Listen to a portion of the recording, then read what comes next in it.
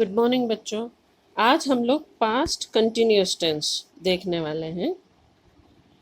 Continuous tense ये कैसे होता है कि जब स्पीकर कहीं उपस्थित होता है और उसकी नज़रों के सामने जो कार्य हो रहा होता है उसके बारे में बात कर रहे हैं, और वो कार्य बीते हुए समय के बात हो रही होती है कि जब मैं वहाँ था ये काम हो रहा था या मैंने ये काम होते हुए देखा।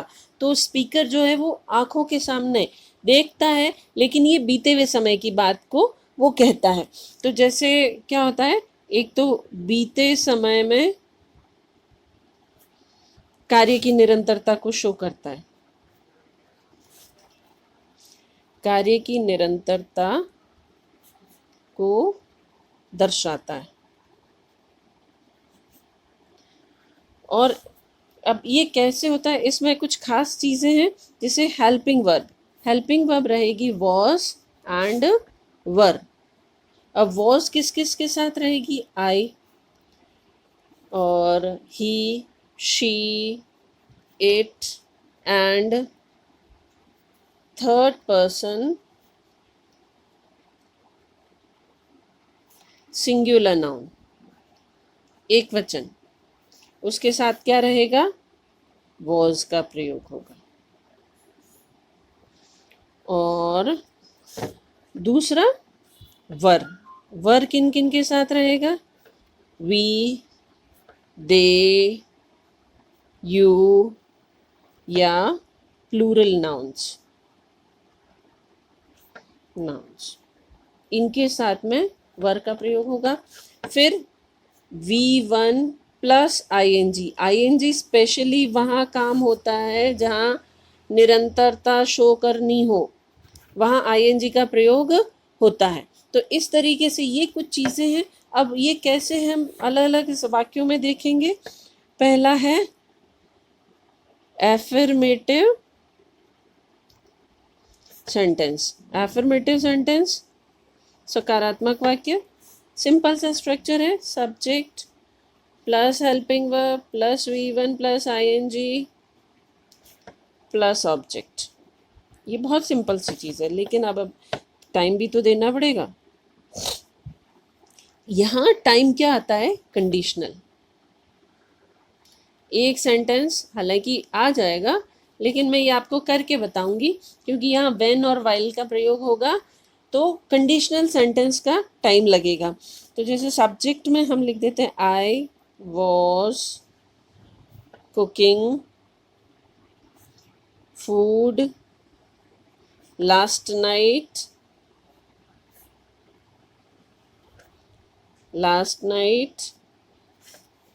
अब टाइम ये आ गया, लेकिन ये तो उसमें भी था, पास्ट सिंपल में भी था।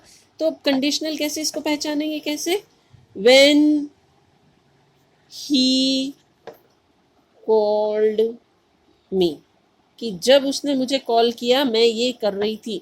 तो एक वाक्य तो पास्ट सिंपल का है जहाँ के हम व्हेन का प्रयोग कर रहे हैं। व्हेन वाला वाक्य पास्ट सिंपल का है और ये वाला वाक्य पास्ट कंटिन्यूअस का है, कि जब तुमने ये किया मैं ये कर रहा था। तो एक काम हो गया और दूसरा चल रहा था, तो दो काम एक साथ है। एक तो ये बनता है, दूसरा बनता है I was cooking food while she was washing clothes.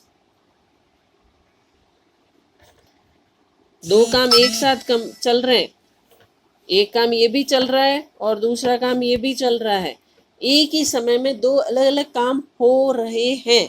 यहाँ व्हेन का प्रयोग है, यहाँ व्हाइल का प्रयोग है, और दोनों पास्ट कंटिन्यूअस है, ये भी पास्ट कंटिन्यूअस है। तो इस तरीके से पास्ट कंटिन्यूअस टेंसेस की फॉर्म्स रहती हैं। ये कंडीशनल मैंने यहाँ समझा, यहाँ तक भी हो सकता था, लेकिन ये ज़रूरी है क्योंकि जब एग्ज़ाम में आता है तो बेटा ये साथ दिया हुआ होता है, ताकि आपको ये पहचान रहे कि यहाँ क्या लगेगा। एग्ज़ाम में या तो आपको यहाँ पर फिलअप करने को देंगे या फिलअप यहाँ करने को देंगे, दोनों एक साथ नहीं देंगे तो आपको एक को देख के दूसरे का टेंस पहचानना पड़ेगा। अब हमारा आता है निगेटिव सेंटेंस।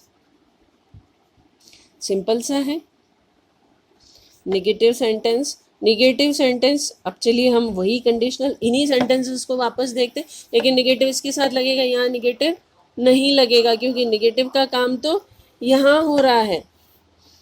तो subject plus helping verb plus not plus V1 plus ING plus conditional other sentence, ये आ जाएगा। ठीक है, तो अब कैसे बनाएंगे हम, यहाँ देखिए, I was not reading book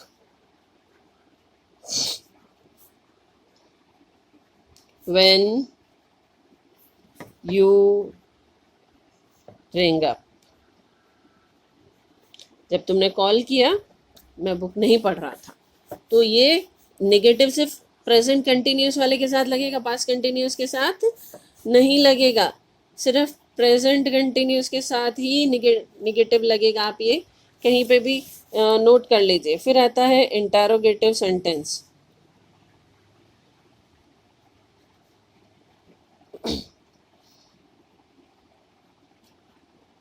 ये इंटेरोगेटिव भी प्रेजेंट कंटिन्यूस है। क्यों? क्योंकि हम क्या कौन सा टेंस पढ़ रहे हैं, प्रेजेंट कंटिन्यूस टेंस, इसलिए इंटेरोगेटिव भी इसी सेंटेंस का बनेगा, दूसरे का नहीं बनेगा। जैसे was I reading a book when you came.